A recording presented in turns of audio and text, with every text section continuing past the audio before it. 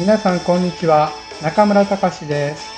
今回はアメリカ西部の大自然を巡る8日間感動の旅に行ってきました。ロサンゼルスはハリウッドから始まり、サンタモニカ、ラスベガス、そして旅のメインであるグランドサークルを巡りました。壮大なキャニオンや赤い大地を駆け抜けて心に刻まれる風景の数々に出会いました。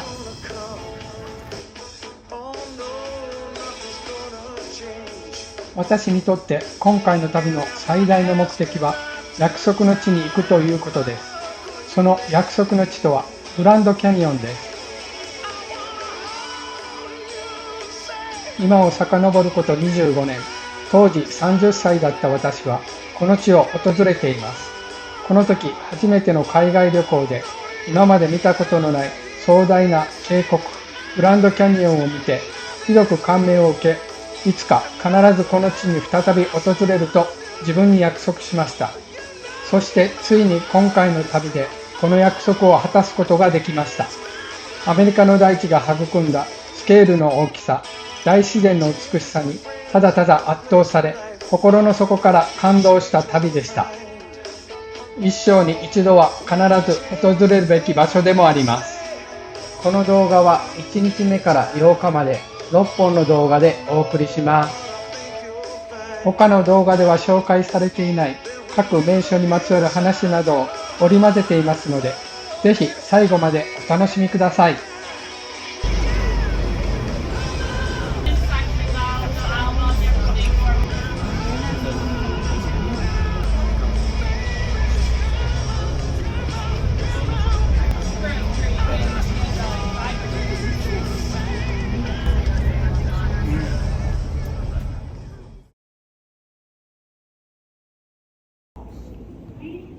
今回は阪急交通社さんのアメリカハイライト8日間のツアーに参加しました。ですので、伊丹空港から添乗員さんに付きっきりで案内していただきました。伊丹空港から成田空港、ロサンゼルス空港を経由してハリー・リード国際空港に行き、そこから貸し切りバスでの旅です。全日程の走行距離は 1949km、日本縦断の距離が約 3000km なので、8日間で約3分の2走ったことになります。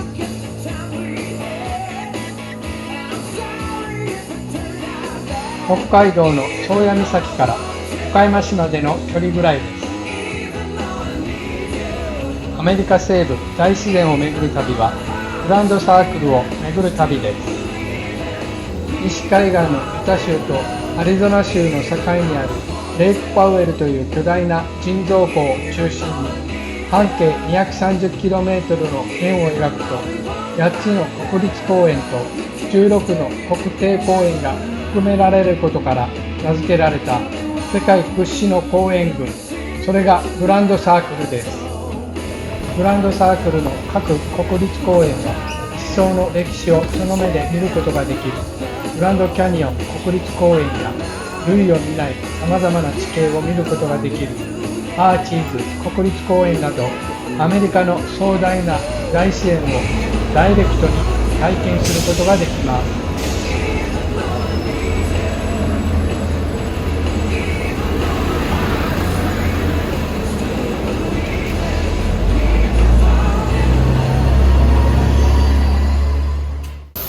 1日目はロサンゼルス観光、ハリウッド、ハイランドとサンタモニカを観光し、ラスベガスに宿泊です。までの間ね、せっかくなんでロサンゼルスのですね、ちょっとした名所を巡るっていうことでですね、今日の行程はですね、ここからまずね、ハリウッドの方行きます。でそこはね、何があるかって言いますとね、昔から有名なのはスターの手形足形とか、あと山にほらハリウッドって書いた字も見えるし、あとアカデミー紹介者なんかもありますのでね、でそこはねちょっと降りて手形とか軽く説明して、でその後ですね、そこからずっと街をね、庶民の生活空間っていうところをねずっと抜けながら、途中ハリウッドの後ね、そこも通る世界で一番お金持ちがいっぱいいるっていうビバリーヒルズ近辺も通りますので、それでその後ですね、もう一箇所ね、今度西海岸で一番有名って言われてるサンタモニカのビーチ、そこもね立ち寄ります。でそこからまたね夕方ここに戻ってくるという流れになりますね。明日から行くようなところはね非常にね、大自然、本当に大自然なんですよね。何にもないんですよ。このね今のロサンゼルスの街とはね景色が全く違います。でそれがねちょっと要注意がね、特に明日明後日ぐらいから行くところはねもうインディアン居住区とかに入ってきますので、その辺りね本当にね人口密度も少ないし、で何がね注意事項かって言いますと、体調がもし悪いなとかね、なんかちょっと具合悪いなっていう方はね遠慮なくぜひ早めに言ってください。っていうのは、病院まで100キロとかそんなの平気にありますからねその点はちょっとね日本と広さが違うので、広さの違いは明日からの景色見たらね実感すると思います。今ねちょうどねここからフリーウェイ、日本でいう高速道路みたいなの乗りますが、これ乗るとねちょっと景色が開けてきますね。ここのねこの辺りってね、これねプライベートジェットの置き場なんですよ。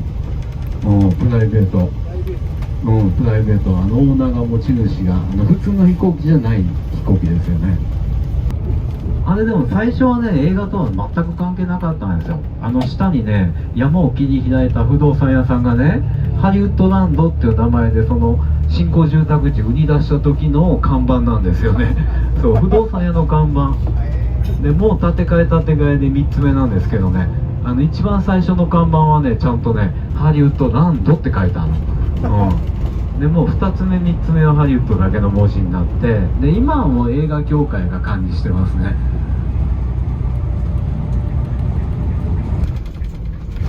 ちょうど今赤前の信号が、ここのねあそこほらちょうど真横に見えます。そうですね、そうハリウッド。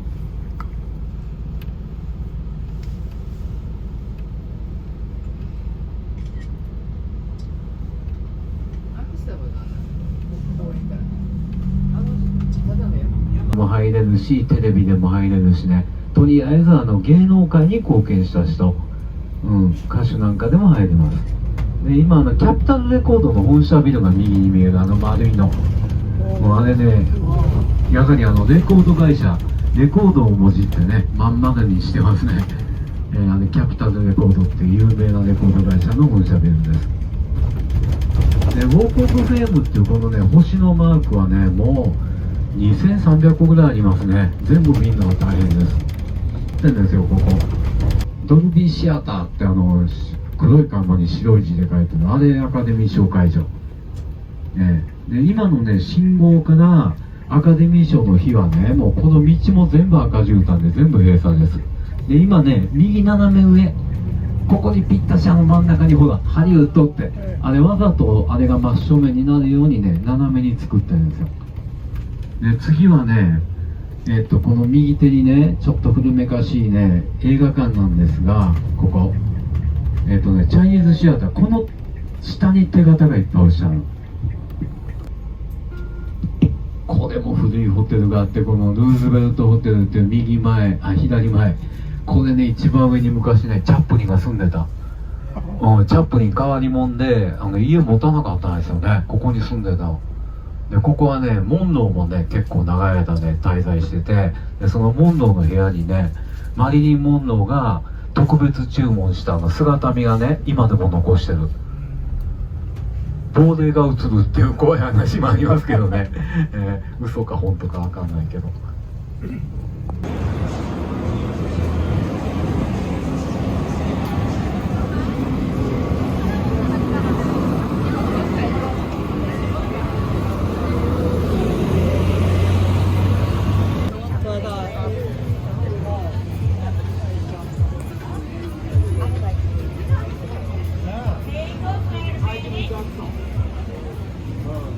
何が大変だったかっていうとね、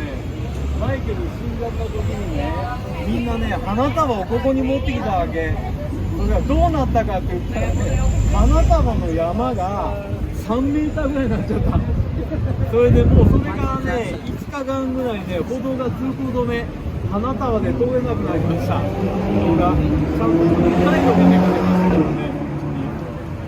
あとね、ちっちゃいお子さんがもしいたらね、siapa yang nyetir tadi? Mandi kan?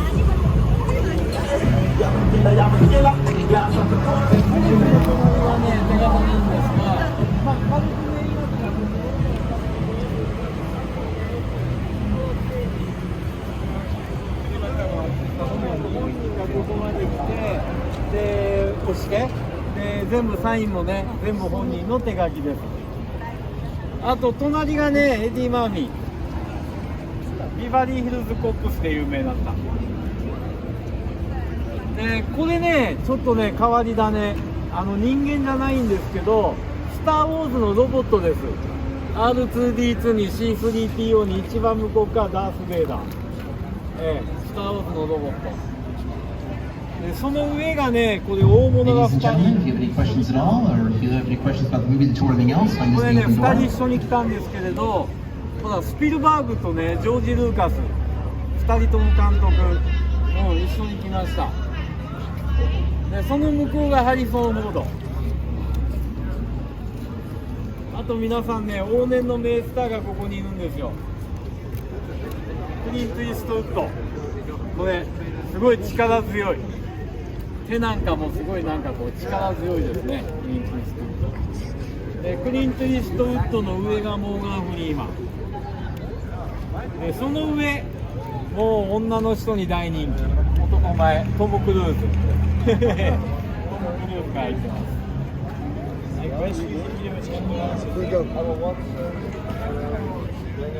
でもね、いまだにね一番人気があって、一番人気見に行きましょう。これマリリン・モンロー、これいまだに一番人気。見る人がねみんなね。 Ladies and gentlemen, if you have any questions at all, find us the open door. We do have a tour coming up. If you have any questions at all about that, just find us the open door. でモンローおしゃれなのがね、マリリンって書いた後にね、愛の点の代わりにね水晶の石を埋めてる、白い石、マリリン・モンローのポケットに入っていた石ですね。あとこの上ちょっと古いけどソフィア・ローレン、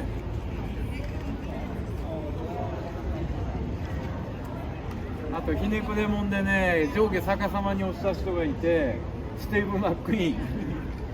スティーブ・マックイーン上下逆さま。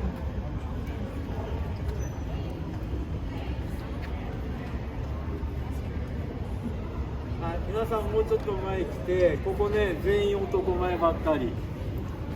まずねリチャード・ギア、ジョニー・デップ、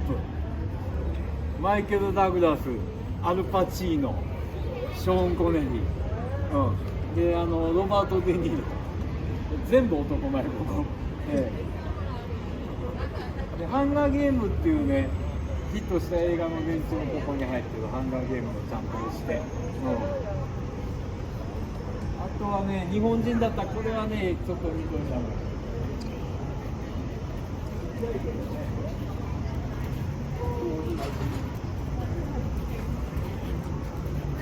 ヨシキヨシキが入ってるんですよ。ヨシキほら映画に出てたわけじゃないんだけど、映画の音楽担当してたんでね、それで入ったんです。ヨシキまあそんな大きくないかな、でも大して大きくない。大きいのが見たかったらね、あれ大きいんですよ。これこれ重ねたらこれね、手形はね、見た目よりも自分の手を置いたらね、どんだけ大きいかよくわかる。全然大きいでしょ。手を置いたら初めてわかる、どんだけ大きいか。シュワーツェネッガーも入ってるし、これブルース・ウィルスですよ。でブルース・ウィルスの上がトム・ハンクス。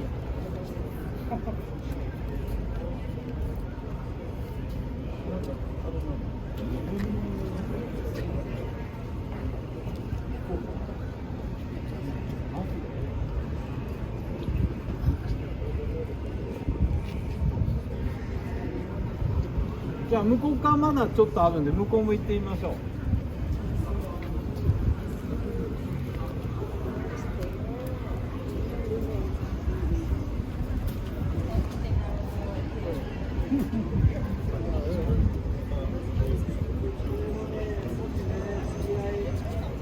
家族に子供がいたら子供喜ぶハリー・ポッター、ハ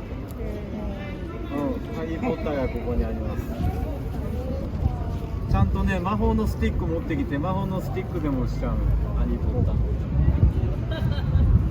あとねみんなここね本人がここまで来て押してるんですけれど1個だけね死んじゃった後にね手袋だけが来て手袋で押したっていうのがねここにあるんですよ。マイケル・ジャクソン、マイケル・ジャクソンのスパンコールのついた手袋をマイケルの子供たちが持ってきたわけ、それでここにね入ったんですよ。もともとね彼ね入る予定じゃなかったんですけどね、スリラーとかほら映画も作ってたんでそれで突然のね死んじゃったんでそれで入ることになった、彼だけは死んだ後に入りましたね。この上ねブラッド・ピットでもここ4人が一緒に来たらジョージ・クルーニーとかブラピアとマット・デーモンも来たし、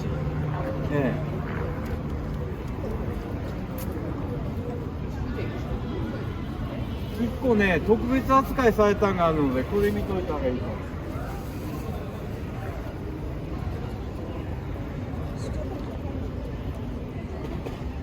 これ見ての通りね金縁がついてるんですよね。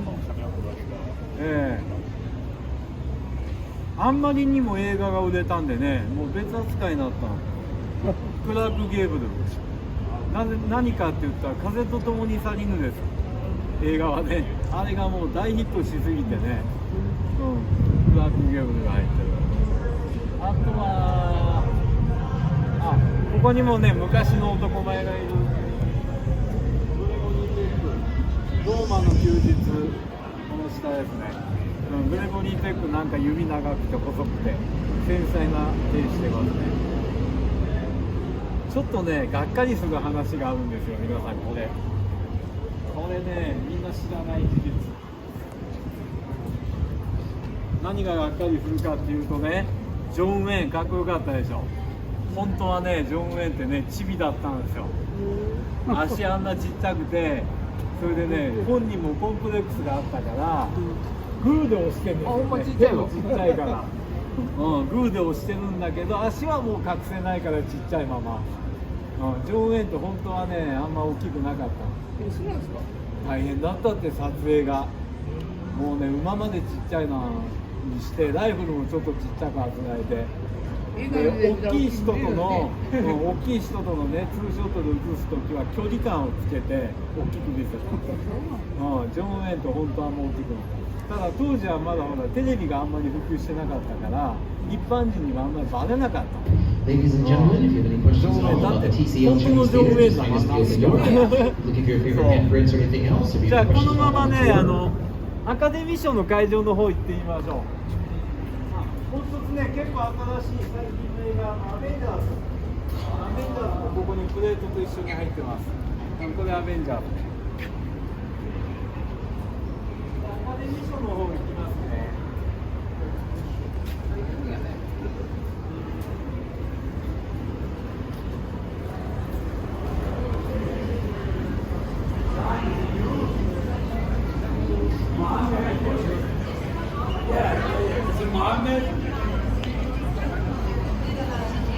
これゴジラが入ってるんですよ。これゴジラ。日本人じゃないけどね。日本製。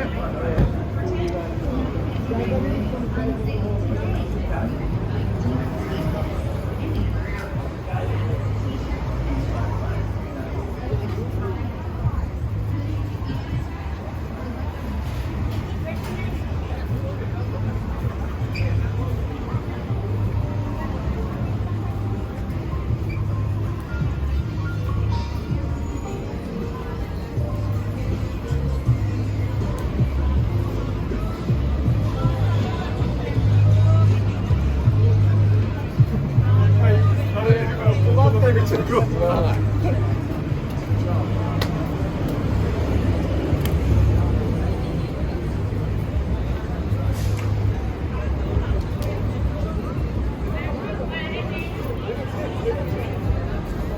カデミー賞の日ね、すごいことになるというのはね、もうこの前の道もね、全部閉鎖ね、道まで全部赤順か。で、あそこのね、向こうの四つ角にみんなね、リムジンで乗り付けるわけ。で、そこからこの赤順間をずっとね、約ね、800メートルね、赤順間を少年のアカデミー賞会場。CD のやつ引っかかった。お心理されるもう3人も4人も集まってきて、意味合うんですよ。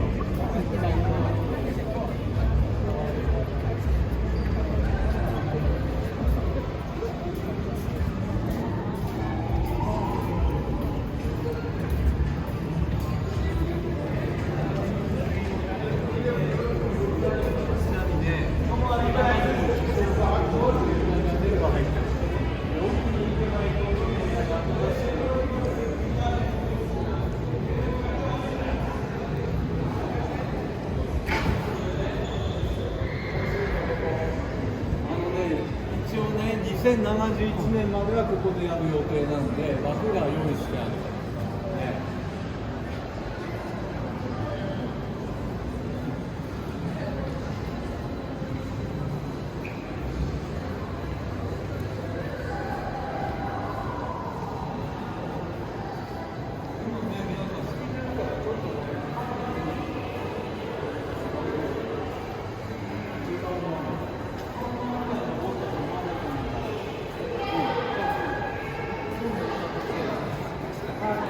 ちょっとね、幅がひどくて角度も滑らかで、ちゃんと考えてるこれね、ハイヒール履いてロングドレスでつまずきにくくなってる。もうちゃんともうアカデミー賞も絶対になってます。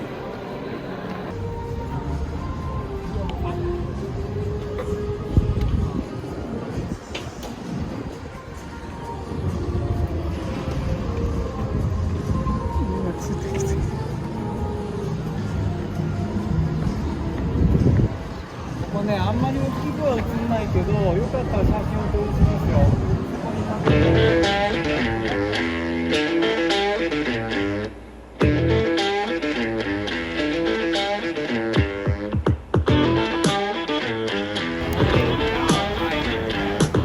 サンタモニカにやってきました。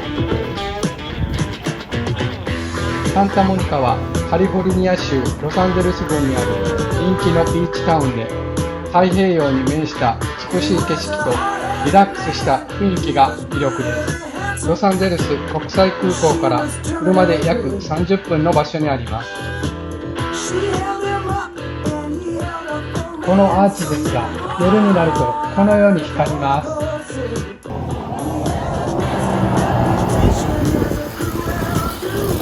1909年に完成した歴史ある桟橋で、観覧車やメリーゴーランドなどがある遊園地、パシフィックパークが人気です。また映画やドラマの撮影地としても有名です。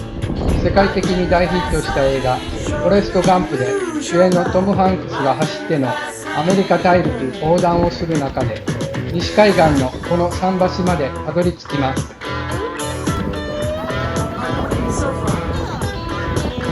ビーチに隣接するこの桟橋は全長329メートル、太平洋に沈む夕日もとても綺麗です。そして夜のサンタモニカピアの姿も昼間に見せる顔とは一転して幻想的でとても魅力的です。視界を遮るものが何もなく、カリフォルニアのカラッとした心地よい風を浴びながら、青い空と海を全身で堪能しながら歩くことができます。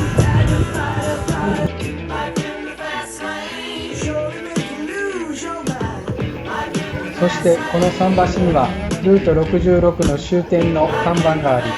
観光名所として定番になっています。象徴的な記念碑で観光用の終点を示しており、多くの人が記念撮影を撮っています。このルート66の開始地点はイリノイ州のシカゴで、終点はもともとロサンゼルス市内が公式終点とされていましたが、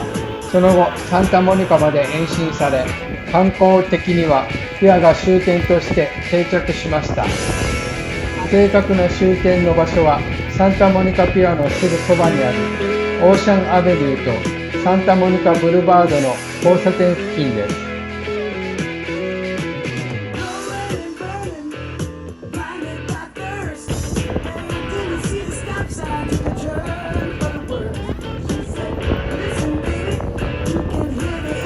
かつてアメリカを横断した母なる道、ルート66、その旅路の果てがここサンタモニカ。すべての旅人がたどり着く夢の終点です。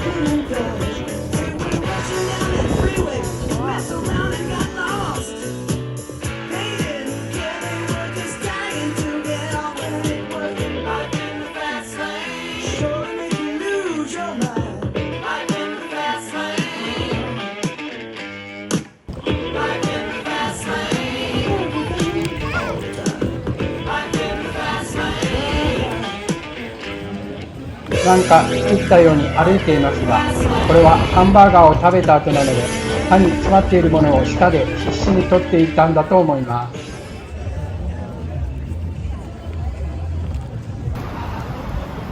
ロサンゼルス空港に戻ってきました。ここから飛行機に乗ってラスベガスに向かいます。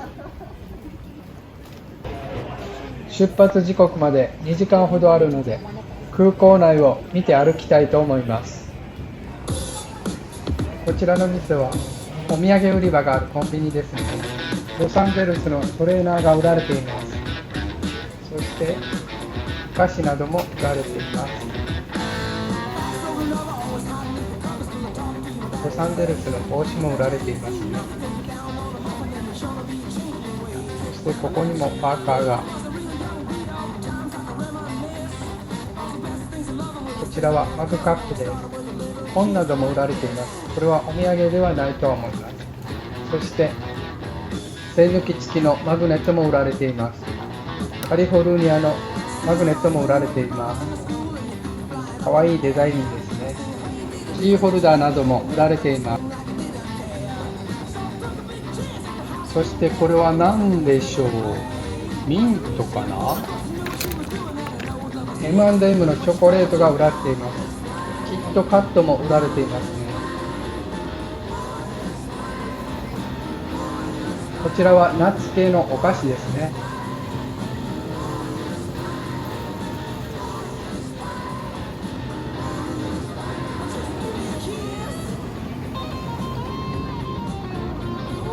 こちらにはドリンクが売られています。日本では見かけないようなラベルのドリンクなども売られています。映像では分かりづらくなっていますけども、だいたい1リットルぐらいのサイズのドリンクです。次に行ってみましょう。私は英語力が全くと言っていいほどないので、表記されているものが何て書かれているかあまり分かりません。当然会話もまともにできないので、空港内をうろうろするだけでも大冒険をしている気分です。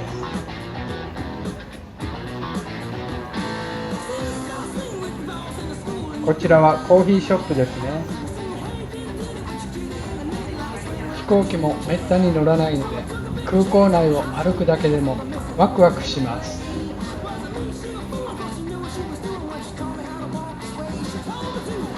ここには服や帽子が売られています。ワンランク上のお店みたいな感じになっています。添乗員さんから聞いたのですが、店に入るときには店員さんにハローと声をかけた方がいいそうです。何も言わずに入ると少し怪しまれるそうで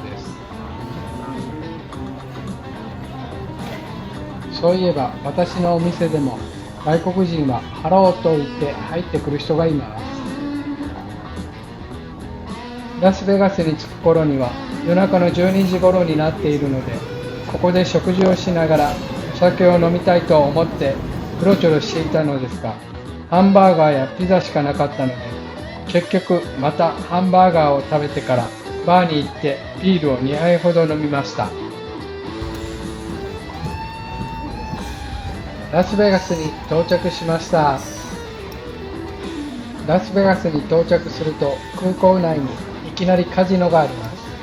ここで一儲けして合流したいと思います。と行きたいところなのですが、ツアーに参加しているので、そういうわけにもいかず、バスに乗ってホテルに向かいます。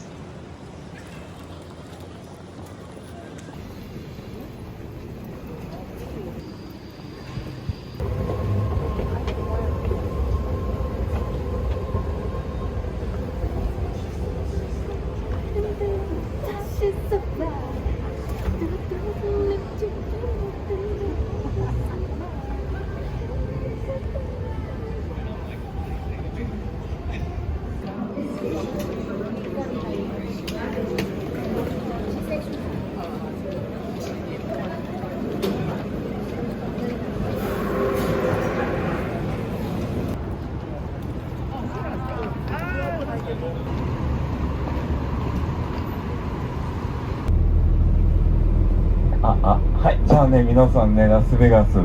これね、またね、ロサンゼルスとね、全然違う街で、この街ね、なんかね、どっかがね、狂ってます。もう、ギンギラギ夜中中、もう節電も何も関係なし。ただね、ラスベガスね、ちょっとね、いろいろ掟がありましてね、まずね、カジノの中はね、撮影禁止なんですよ。だからね、写真撮ったら、カジノのその、スロットマシンとかないところは撮ってもいいんですけどね。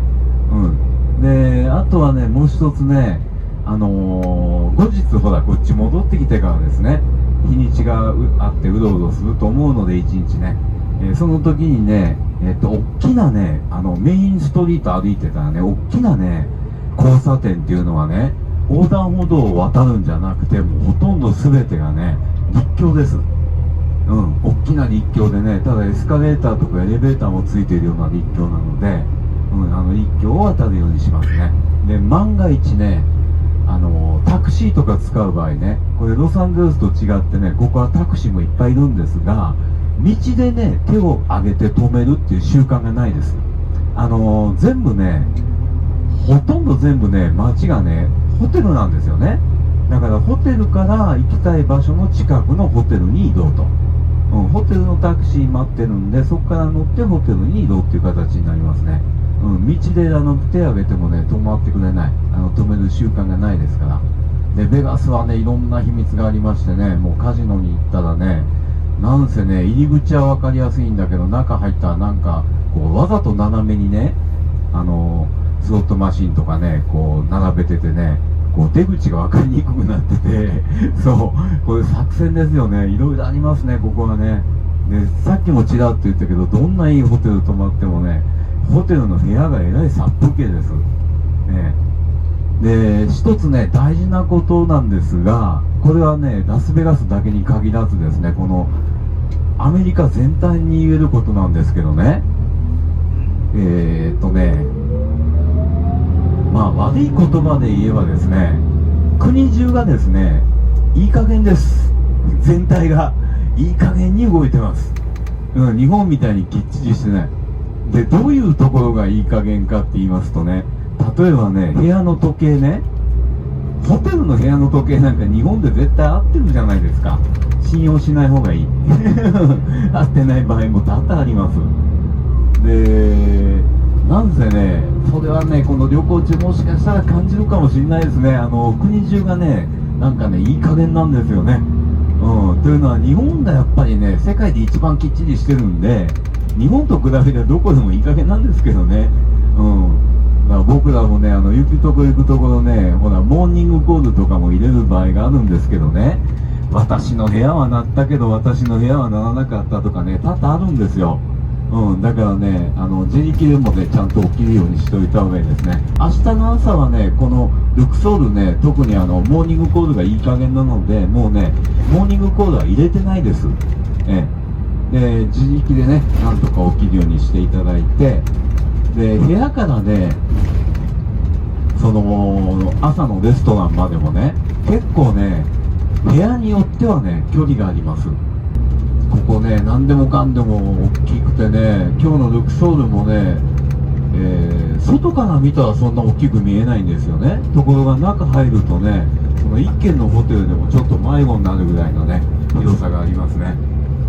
なんせね全部が全部大きいからね、パッと見た感じねそんなに大きく見えないんですよね。だからこれはねラスベガスね本当にね要注意というのはね、空いてる日1日フリーの日ですね。よく日本から来た人はね、自分のホテルのね場所を地図で確認して、で例えばあっち行きたいなこっち行きたいなって、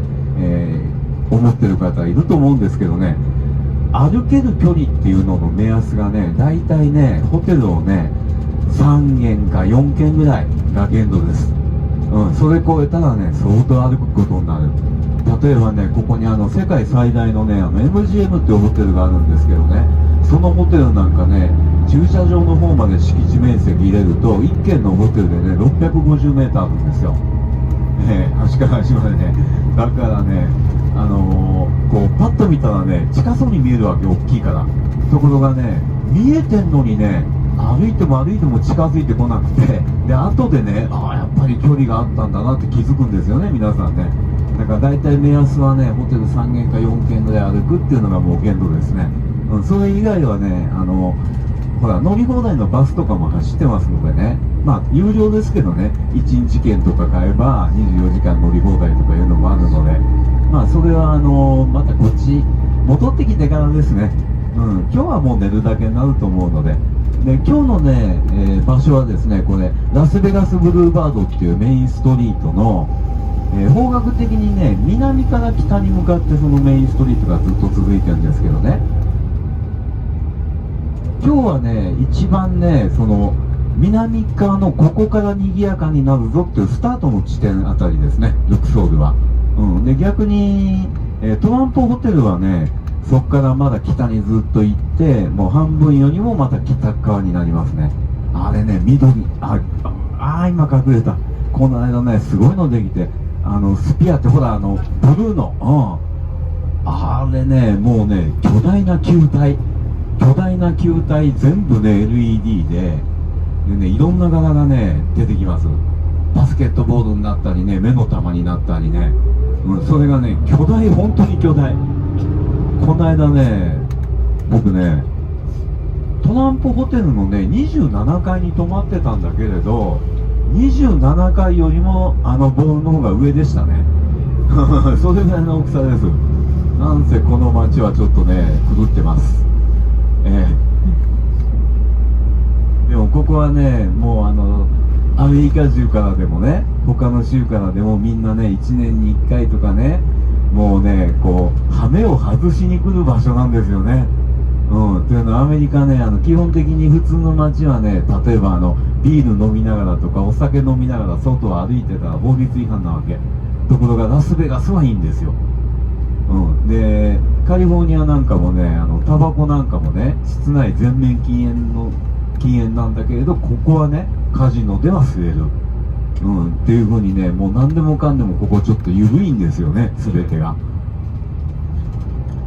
それで一つね大事なのが、もしね日本円をドルに変えようかなって思ってる方はですね、明日から行く場所に両替所はないです。でラスベガスのねカジノの中に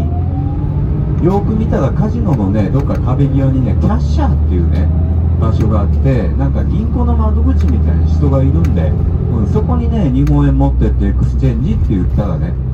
ドルに変えてくれますので、まあ最近カードがどこでも使えるのでねあんまりドル使わないんですが、特にほらベッドメイキング代明日からのホテルもずっとね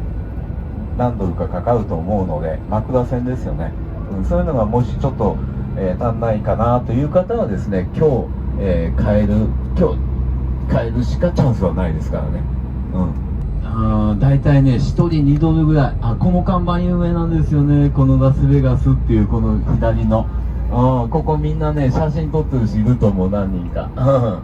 そうこれがね今ねラスベガスブルーバードっていう道走ってるわけなんですよ。でちょうどね、もう少し行ったらね左手にね、ルクソールがあります。ピラミッドの形、面白いですよ。そのね、ピラミッドの形のね、エレベーターが、そのね、ピラミッドの外側いうかね、それに沿ってこう登るもんでね、エレベーターが斜めに動きます。真上とか真下じゃなくてね、ピラミッドのね、面に沿って動きますね。なんか噴水のショーとかやってる場所もあるしね、全てがね、規模が大きいですね。噴水だってもう、普通の噴水じゃないですよ。もうドカーンとか言ってね、地響きしてますから。はい。でもここはね、いろいろね、テーマを決めてね、ホテルがやってますね。今日のホテルはね、エジプトがテーマです。もう、表玄関のところにスフィンクスとかもいますからね。オベリスクも立ってる。でベニチアンっていうホテルなんか行ったらもう全くね、ロビーの中がベニスの街みたいになってて、ロビーにね、運河が流れててゴンドラ漕いでますからね。パリスっていうホテル行ったらもうエッフェル塔も立ってます。はい。なんせここはね、もう少しこの前方、今日はね、前方行かないけど、ニューヨークっていうホテルがね、もうね、このまるでニューヨークのね、ビル街を再現したようなホテルも作ってますしね。なんかいろいろここはね、テーマを決めてやってる。でもこれね、いいんですよ、ここね。昔はね、やっぱりギャンブルの街っていうイメージでね、やってたんですが、やっぱり世界的にもうギャンブルがあんま流行らないんですよね。それでね、もう10年以上前からここはですね、大人から子供まで遊べるね、ようにっていうのをコンセプトに、いろいろね、そういうこうテーマを決めてやりだしたんですよ。で、そのおかげでね、非常にね、お子さん連れが増えた、ファミリーとか。昔はね、子連れなんかまずラスベガスにいなかったんですけどね、なかなか成功してますね。ルクソールのね、そのピラミッドのてっぺんからね、非常に強いね、サーチライトがね、真上に向かってね、ズバーッと一本伸びてる。これはね、昼間じゃわかんない。今あそこにね、見えてくる。あれね、人工衛星からも見えてるって言うんですよね。そうなんですね、サーチライトが。そうそう。ルクソールホテルに到着しました。先ほど説明していたサーチライトです。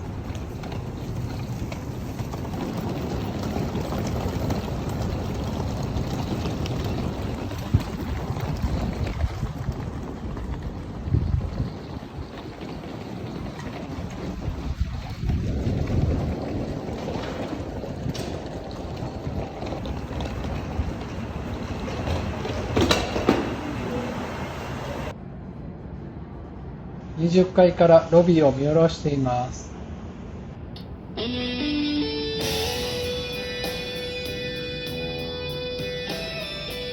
れでは部屋に入ってみたいと思います。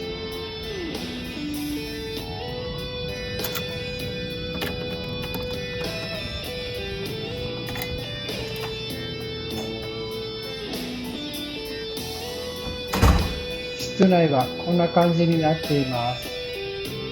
一人で宿泊するのですが、なんとダブルベッドが2つもあります。贅沢ですね。思っていた以上に広いお部屋でした。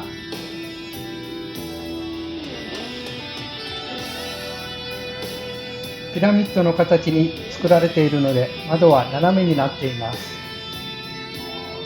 そして20階から見る夜景は絶景。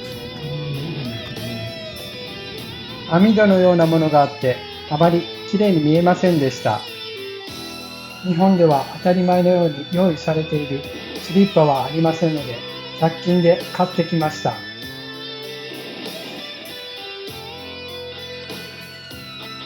こちらには大きな鏡があります。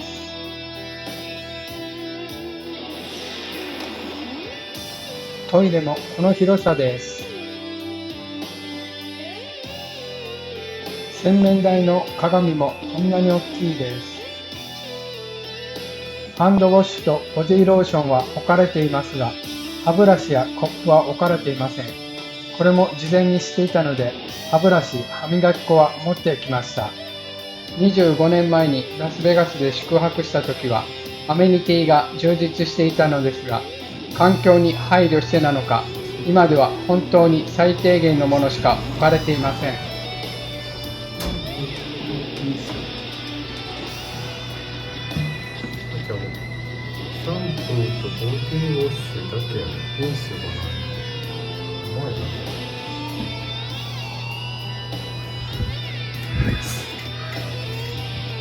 すごいね、カビキがつきまくってるって感じ。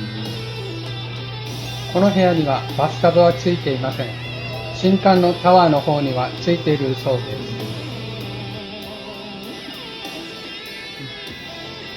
アイロンとアイロン台が置かれています。アイロン絶対使えない。鏡屋とかはない。あれ鏡屋ない。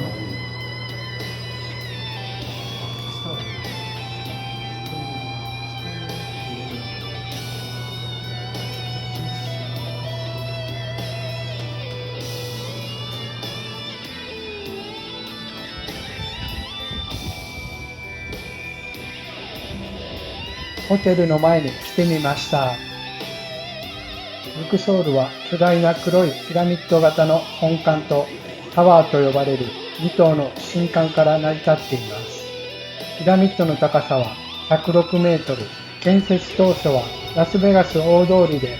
最も高い建造物でした。古代エジプトがモチーフになっており、名前は王家の谷やカルナック神殿などの様々な遺跡で有名なエジプトのルクソールから来ています。ホテル名が書かれているこの看板もオベリスク型です。そして入り口前にはスフィンクスが鎮座しています。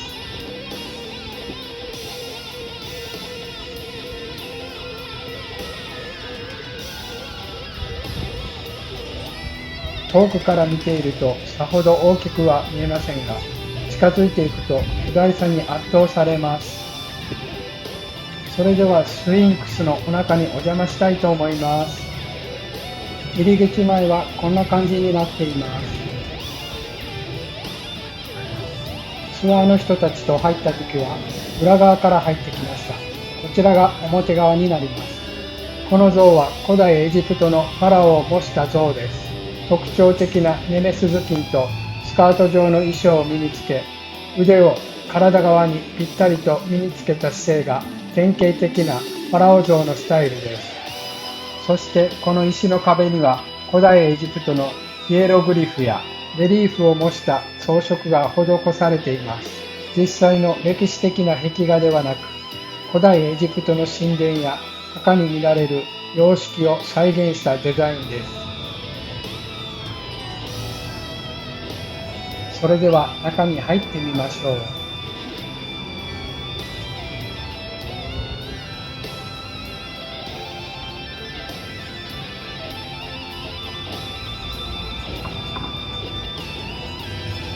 この座像はエジプトのファラオを模したもので、実際の古代エジプトの彫像に似せてデザインされています。左右にある大型の座像とスフィンクス像、そしてヒエログリフ風の装飾もこのホテル全体がエジプトをテーマにしていることを示しています。このルクソールホテルは30階建てで4407室の客室があり、そのうち約2500室がピラミッド内に配置されています。ピラミッド内の客室へは39度の傾斜で移動するインクリネーターと呼ばれる斜めのエレベーターでアクセスします。エレベーター内で外の風景が見られるわけでもないので、乗っていても斜めに移動しているという実感はありません。目の前にカジノが見えます。それでは2階に上がってみましょ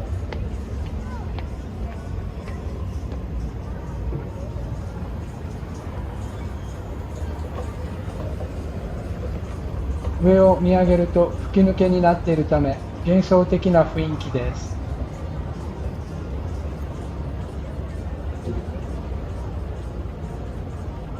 ピラミッドは皆さんもご存知の通りエジプトの王様の墓です。ここで寝てしまうと永遠の眠りになってしまうかもしれませんね。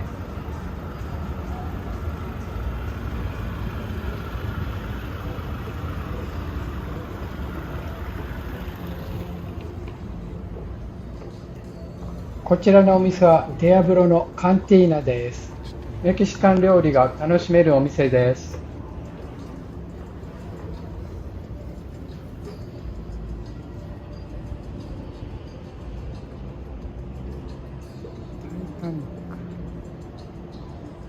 ここには2階の案内図があります。もちろん英語で書かれているので、何て書かれているかほとんどわかりません。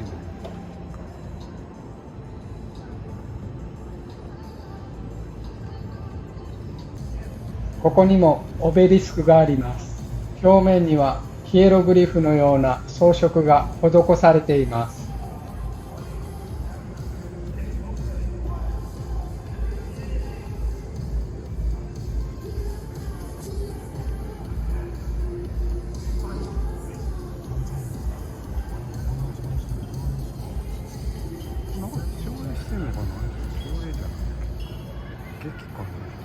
ここはタイタニック店で沈没した豪華客船から回収された250もの本物の物品を見学することができます。入場料は約6500円です。ここにはフードコートがあります。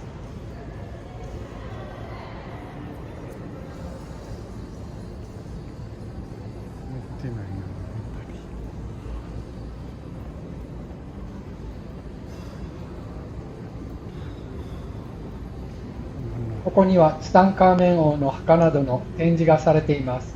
ツタンカーメンのバーチャルツアーに参加できるみたいです。入場料は約6800円です。この店はオリジナルチキンテンダーです。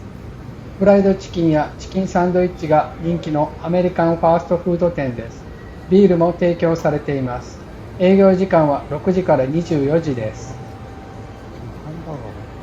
こちらのお店はネイサンズです。クランクルカットのポテトフライとともに提供されるホットドッグが人気です。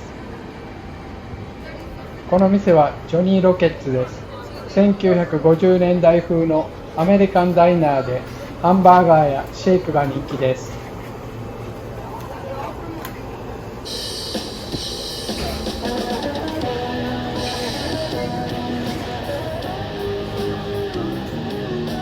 この店はボナンノズニューヨークピッツェリアです。ニューヨークスタイルのピザを提供するピッツェリアです。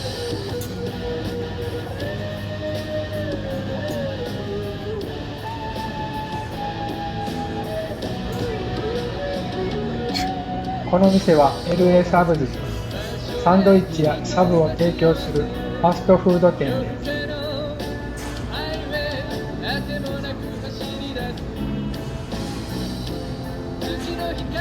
ところで皆さんはハンバーガーの定義って知っていますか？ハンバーガーは牛肉 100% のパテをバンズで挟んだもののことを言います。つまりチキンや白身魚のフライなどを挟んだものはハンバーガーとは言わずサンドイッチと言います。ただし日本ではバンズに何かを挟んでいればバーガーと呼んでいます。そしてハンバーガーはサンドイッチの一種です。つまりハンバーガーはサンドイッチの中のカテゴリーの一つということです。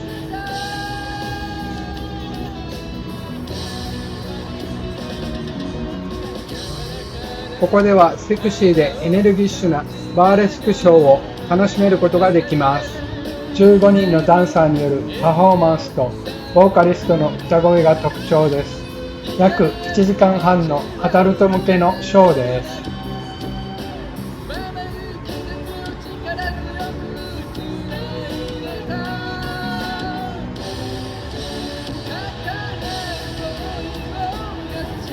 現在の時刻は7時40分です。そろそろ部屋に戻ってシャワーを浴びて寝たいと思います。明日は7時に朝食をとって8時15分にはラスベガスを出発します。ラスベガスには泊まりに来たといった感じです。しかしこの旅の最終日にはこのラスベガスを満喫します。いかがでしたか？今回の動画は。明日からはいよいよこの旅の本番となります。最後までこの動画をご覧いただきありがとうございます。次回の動画もぜひお楽しみください。最後に次回2日目の動画を少しお見せしたいと思います。